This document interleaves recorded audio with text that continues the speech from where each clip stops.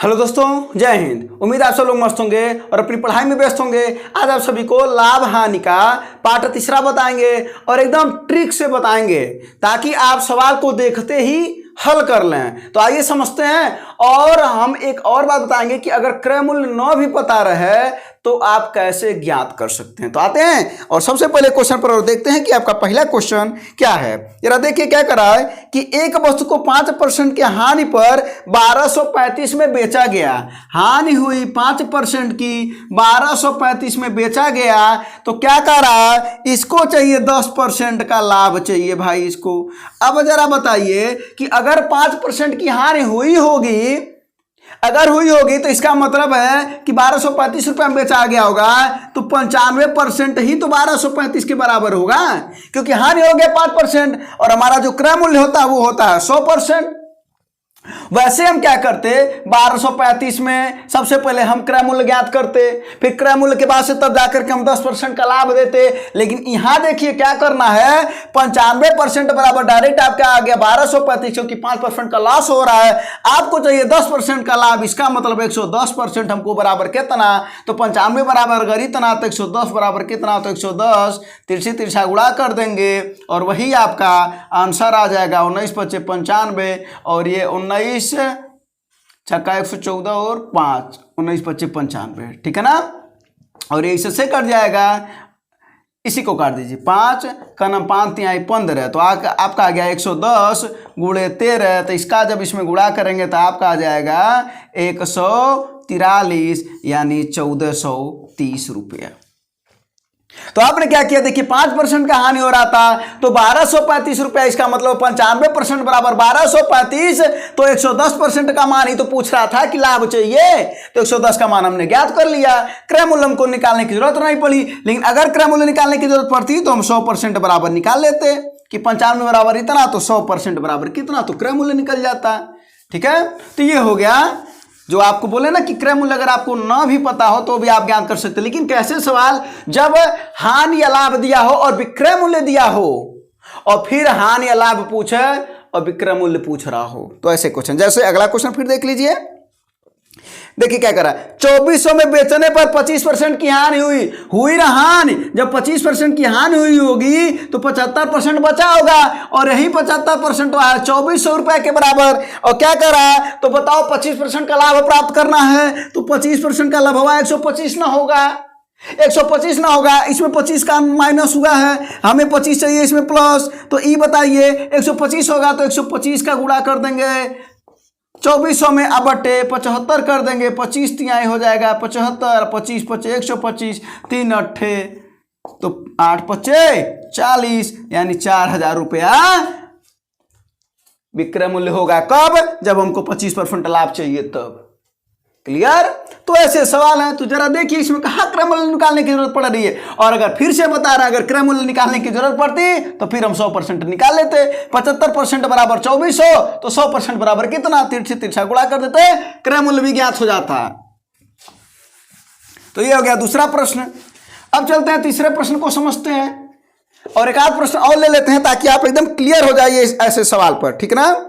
चलिए देखिए क्या करा, एक पुराने फोन को 6360 में बेचने पर, इसका मतलब है 6360 रुपए में बेचा जा रहा है। एक लड़की है रंजीता, वो बेच रही है। कुछ वर्ष पहले इसको खरीदने आई और उसने बेचा और लागत जो आया था 47% कम प्राप्त हुआ। मतलब कहानी सुनिए, रंजीता नाम की एक लड़की थी, गई खरीदने मोबाइल और उसने मोबाइल खरीदा था 6360 रुपया में। और उसका जब वो बेचने गई, फिर जब वो पहले खरीद ली और जब उसके बाद से जब बेची तो उसका कितना परसेंट का नुकसान हुआ, 47% का नुकसान हुआ। तो जरा बताइए 47% का अगर नुकसान हुआ है तो कितना बचा हमारा, बताइए। अभी भी हमारा 53% बचा कि नहीं। तो 53% भाई किसके बराबर है, 360 रुपया के बराबर है कि नहीं है। तो क्या पूछ रहा है, 13% लाभ चाहिए इस लड़की को, तो 13% लाभ दिया। ये 13% लाभ माने 113, 100 क्रय मूल्य होता है तो क्या हो जाएगा 113 गुणे 6360 बटा 53 गुणा भाग कर लेंगे। इसका आंसर आप कमेंट में दे दीजिएगा। प्रश्न समझना जरूरी है। तो क्या कर रहा है, 47% लड़की को नुकसान होता है तो 53% बचता है, और यही 53% तो हमारे विक्रय मूल्य के बराबर था, क्योंकि हमको नुकसान हो गया ना, हमको नुकसान हो गया ना। अगर क्रय मूल्य ज्ञात करना होता तो क्या करते, 53% बराबर 6360 लिखते, क्रय मूल्य होता है 100%, 100% ज्ञात कर देते, हमारा क्रय मूल्य भी आ जाता। क्रय मूल्यवा और विक्रय मूल्यवा दोनों बताइएगा, ठीक है। तो ये हो गया प्रश्न।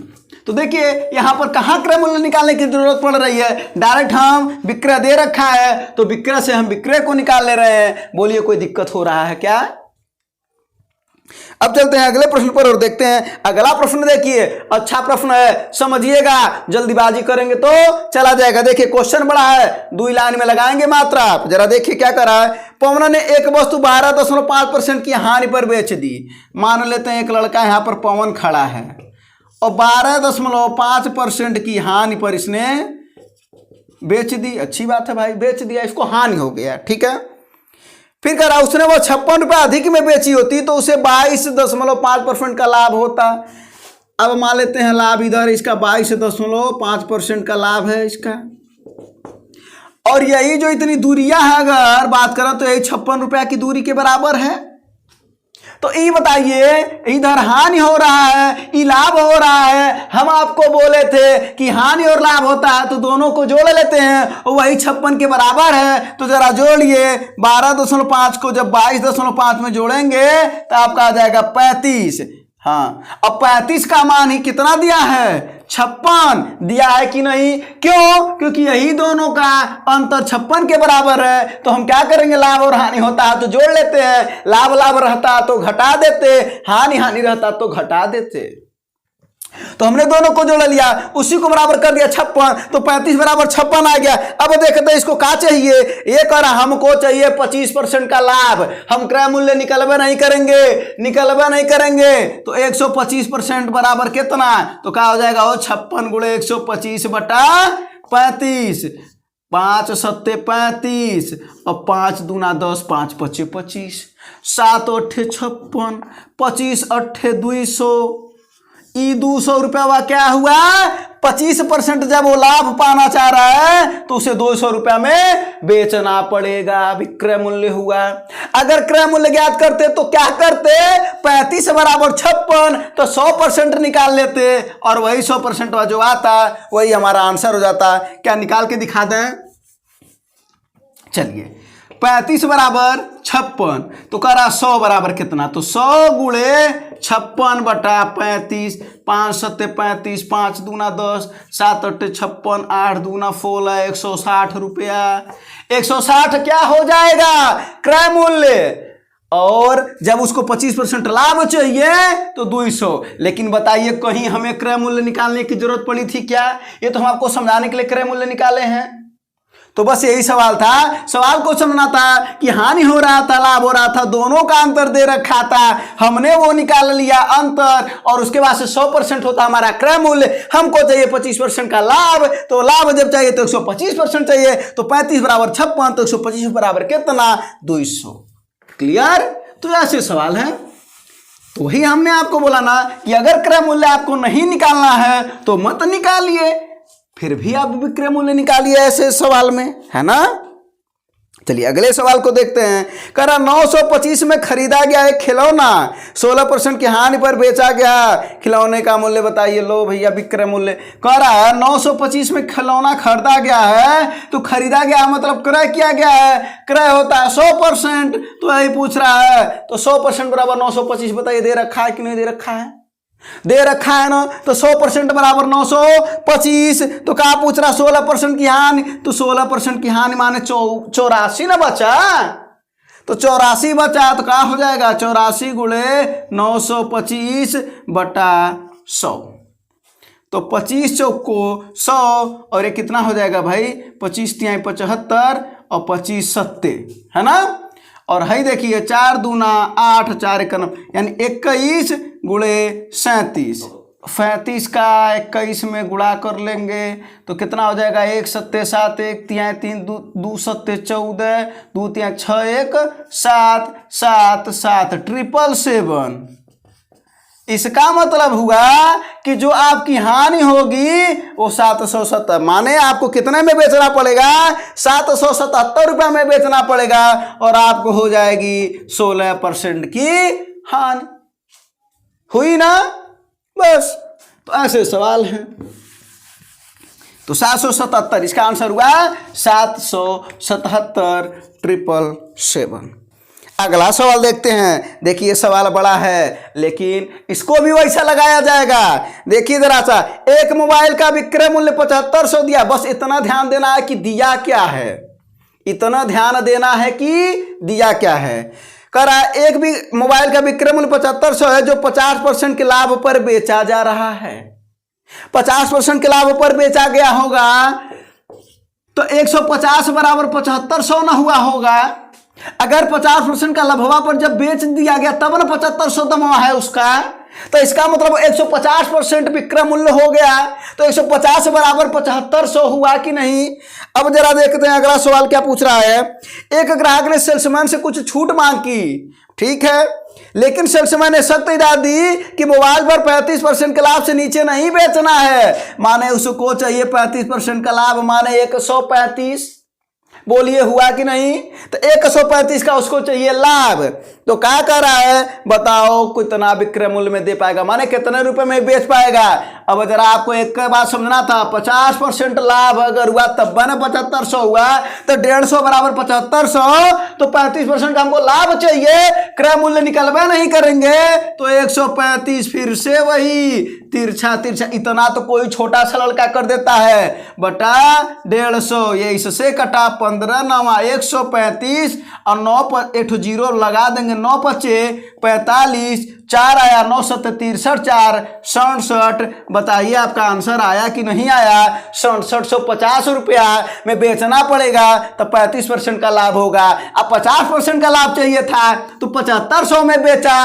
अगर आप कहिए क्रय मूल्य ज्ञात करेंगे तो कैसे ज्ञात करेंगे, कुछ नहीं करेंगे महाराज, यही 150 हुआ 7500 के बराबर है। बार बार कह रहे हैं कि क्रय मूल्य होता है 100%, गुणा कर दीजिए तो 100 गुणे 7500 बटा 150 कितना हो जाएगा, ये 15 25 75। बताइए 5000 क्रय मूल्य आया कि नहीं आया।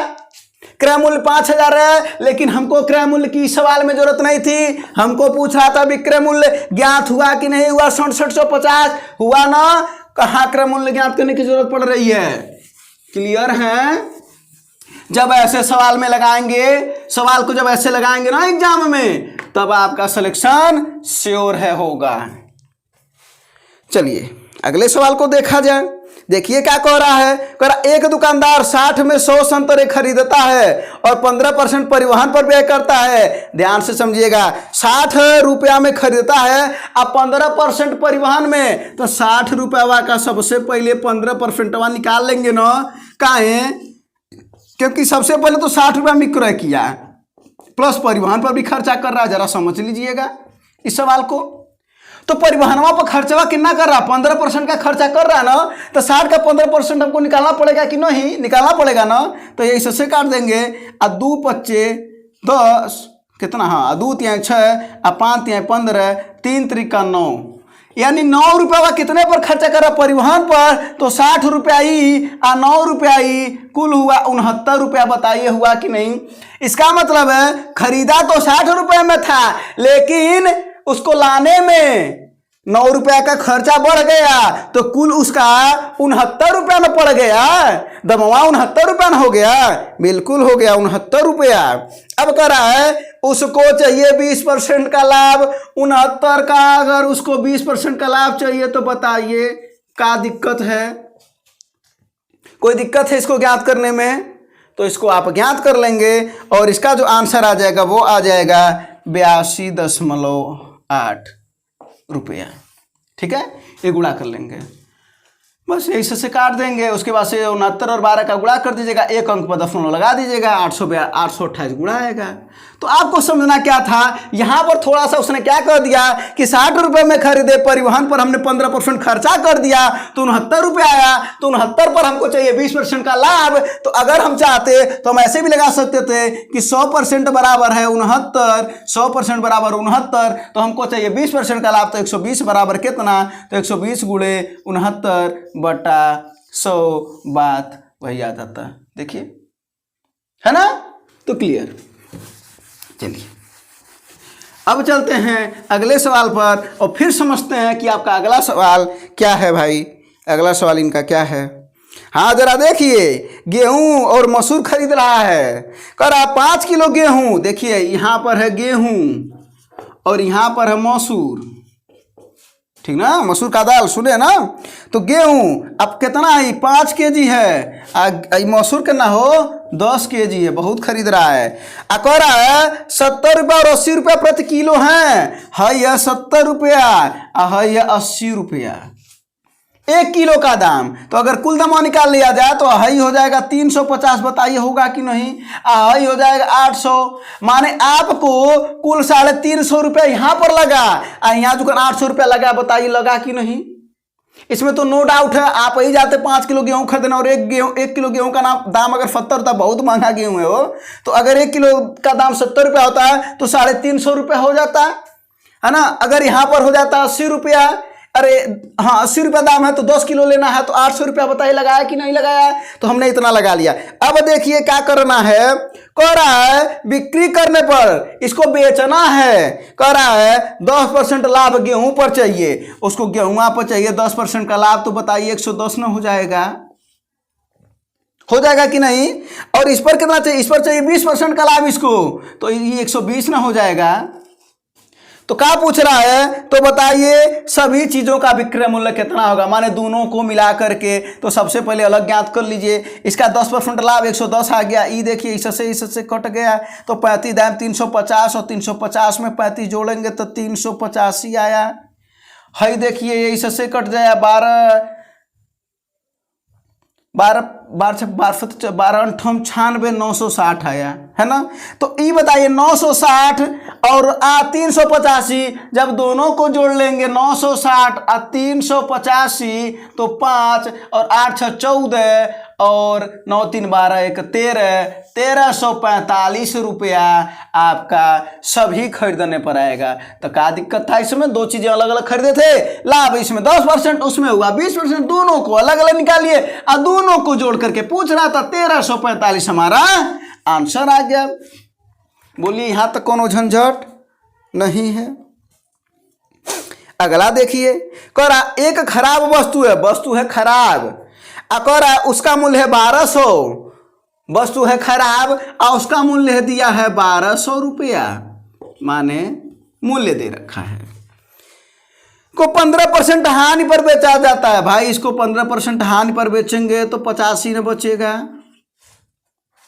अब फिर क्या कर रहा है, यदि मूल्य में 5%, ये देखिए एक तो 15% हानि पर बेचा, एक तो 15% हानि पर बेचा, एक बार और हुआ, इसी को कहा जाता एक तो कोड़ ऊपर से खजुआ। ही कह रहा है 15% का हानि यहाँ हुआ और फिर 5% की हानि उसको करना है, तो इसका मतलब होगा 95/100। अब यही को सॉल्व कर लेंगे तो आपका आंसर आ जाएगा। तो जरा सॉल्व कर लिया जाए, इससे कट जाएगा 12 का गुणा 85 में, फिर 95 में, फिर बटा 100 कर लेंगे तो कितना आ जाएगा, इसका गुणा आ जाएगा आपका इतना, ये इतना आ जाएगा बटा 100। ये इससे काट देंगे तो 969 रुपया आपका आ जाएगा। इसका गुणा कर लीजिएगा, ठीक है। तो ये हो गया। तो समझना क्या था बस वो देखिए, ठीक है। तो इसका आंसर आ गया 969। कोई दिक्कत नहीं। चलिए अब अगले सवाल पर चलते हैं और ये है लास्ट सवाल है। तो आइए समझ लेते हैं इसको भी। कह रहा है एक कंप्यूटर कंपनी 2 ब्रांड के कंप्यूटर एक ही दिन में बेचती है, बेचने दीजिए। कह रहा जिसे उस पर 15,000 का लाभ मिला। 15,000 का क्या मिला भाई साहब, इसको लाभ मिल रहा है, ठीक है। और क्या कह रहा है कि जो बेच रहा है ना वही उसका लाभ हो रहा है, मतलब कहना ही चाह रहा है कि जो लाभ होगा वही उसका विक्रय मूल्य भी हो जाएगा। अब देखिए क्या कह रहा है कि यदि एक ब्रांड से प्राप्त लाभ कुल लाभ का 35% है, माने एक ब्रांड इधर है और दूसर का इधर है, तो पहले से 35% का लाभ है। तो जरा ये बताइए, हम 15,000 का जब 35% निकालेंगे तब ना हमको पता चलेगा लाभवा कितना है, क्योंकि इसी का ना 35% लाभ हो रहा है। इस पर 35% लाभ इसी 15,000 से ही तो हो रहा है, इसको तो हो रहा है। तो जरा ज्ञात कर लीजिए, ये हो जाएगा इतना। अब 15 × 5 = 75, 7 आया, एक जीरो लगा देंगे ना, तो 15 × 45 और 7 52, तो 5250 रुपया आया पहले पर। आ दूसरे पर कैसे ज्ञात करेंगे? अरे महाराज 15,000 है ही, यही 5250 घटा दो तो ये हो जाएगा 0, हई हो जाएगा 5, यहाँ बचा 9 में से 2 जा 7, 9 बचा था ना, हाँ। और ये हाँ हो गया 14, 14 में से 5 जा 9, दूसरका वाले का लाभ ही है हुआ, और वही लाभ के बराबर विक्रय मूल्य दे रहा है, माने लाभ के बराबर बेच रहा है। तो 9750 रुपया ही उसका आंसर हो जाएगा, दूसरे वस्तु का 9750, ऑप्शन नंबर तीसरा। तो आपने देखा कि आज जितने भी सवाल थे सभी सवाल को हम लोगों ने क्रय मूल्य भी नहीं अगर पता तो भी हमने डायरेक्ट सवाल लगा लिया। आपको भी समझना है, सीखना है, अगर सीख लिए तो आप भी जाएंगे परीक्षा में झंडे गाड़ कर आएंगे। अगर सीख लिए तो ऐसे सवाल की आप प्रैक्टिस जरूर करिएगा, सवाल को खोज खोज करके लगाइएगा, जहां भी ऐसे प्रश्न मिलेंगे तो ही कहा जाता है प्रैक्टिस मानी जाती है। अदरवाइज आपने केवल देख लिया यहाँ पर तो आपको 1 दिन याद हो सकता है, 2 दिन याद हो सकता है, चलिए मान लेते हैं 3 दिन याद हो सकता है, लेकिन भूलना तो तय है, क्योंकि कहा जाता है भूलना मनुष्य की स्वाभाविक प्रक्रिया है, तो वो भूलेगा जरूर। और अगर हम कोई चीज भूलेंगे नहीं तो नया चीज याद नहीं होगा। तो इस वजह से उसको कर लीजिए प्रैक्टिस, और अगर आप प्रैक्टिस करेंगे तो यकीन मानिए आप अपनी परीक्षा तक तो बिल्कुल नहीं बोलेंगे, जब तक आपका सपना है कुछ बनने का। ठीक है दोस्तों, तो अगला सेशन फिर आपको बताया जाएगा, नेक्स्ट क्लास में आपको बताया जाएगा। धन्यवाद, जय हिंद।